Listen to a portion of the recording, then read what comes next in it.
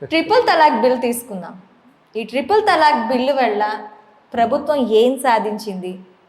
ముఖ్యంగా ఈ ట్రిపుల్ తలాక్ bill pass అవ్వటం వల్ల ముస్లిం మహిళలకి ఏ లబ్ధి చేకూరిందంటారు?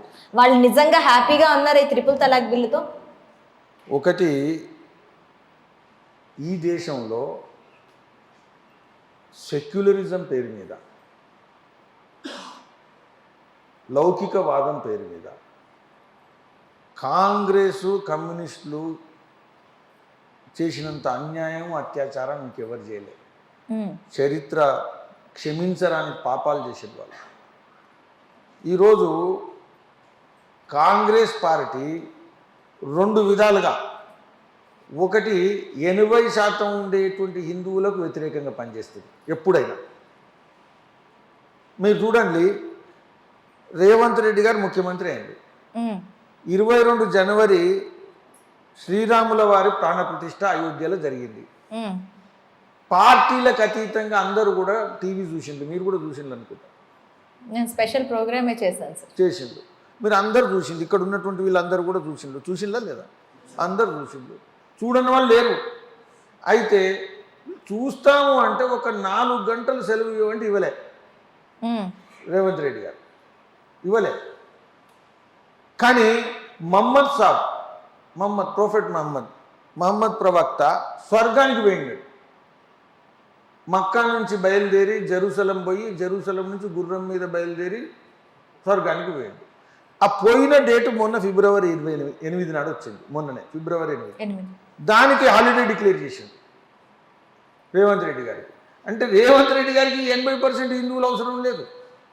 అయితే ఇది ఎట్లయితుందో ముస్లిమ్స్లలో కూడా మత ఛాందసవాదులు, మత మౌఢ్యులు, వాళ్ళు ఏది చెప్తే కాంగ్రెస్ వాళ్ళకు నాయకత్వం వాళ్ళు. అందుకని షాబాను కేసును కూడా వాళ్ళు తిరగదోడేది. మహిళలకు అన్యాయం చేసేటువంటి మత ఛందసవాదాన్ని లౌకికవాదంలో నడిచేటువంటి ఈ పార్టీ ఎట్లా అంగీకరించింది మీరు చెప్పండి?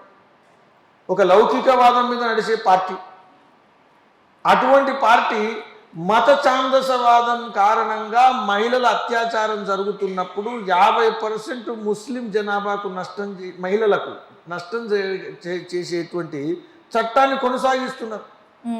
అసలు మీరు మహిళలు, ఇక్కడ కూర్చున్నటువంటి వాళ్ళు మహిళలు, మీరు ఆలోచించండి. మన హైదరాబాద్లో ఓల్డ్ సిటీలో చాలాసార్లు మహిళలు ఆ దుబాయ్ నుంచో, మన మీరట్ నుంచో, అలీగఢ్ నుంచో చాలామంది వచ్చి పెళ్లి చేసుకుంటారు.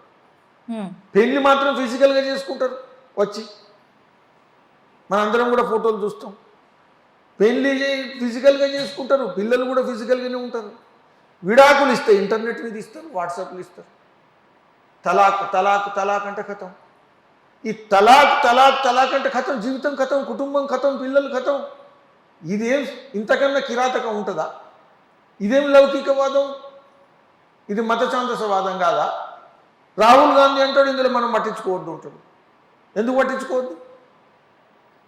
నరేంద్ర మోదీ గారు కనుక ప్రభుత్వంలో రాకపోయి ఉంటే ఇంకా 10 సంవత్సరాలు కాదు, ఇంకా 50 సంవత్సరాలైనా ముస్లిం మహిళలకు స్వాతంత్రం ఉండేది కాదు.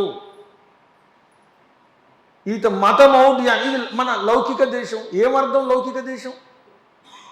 అనేక సంవత్సరాల క్రితం ఉండేటువంటి ఒక కాలబాహ్యమైనటువంటి, ఒక కిరాతకమైనటువంటి, ఒక మహిళలకు అత్యాచారం చేసేటువంటి తలాకు విధానాన్ని మనం తెరదించలేకపోయినాము.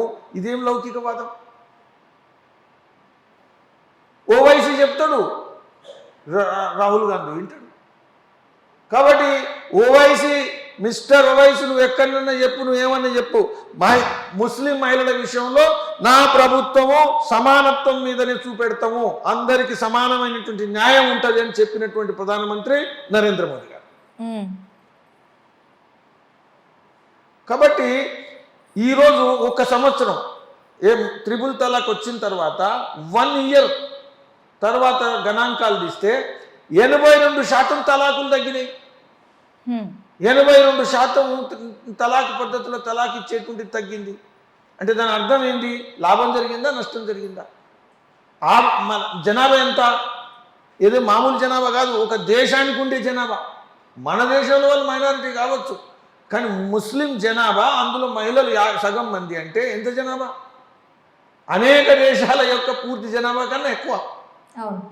కాబట్టి అంత జనాభాను ఒక ముక్తి ఇచ్చినటువంటి విధానం నిర్ణయం ఎవరు తీసుకున్నారంటే నరేంద్ర మోదీ గారి ప్రభుత్వం.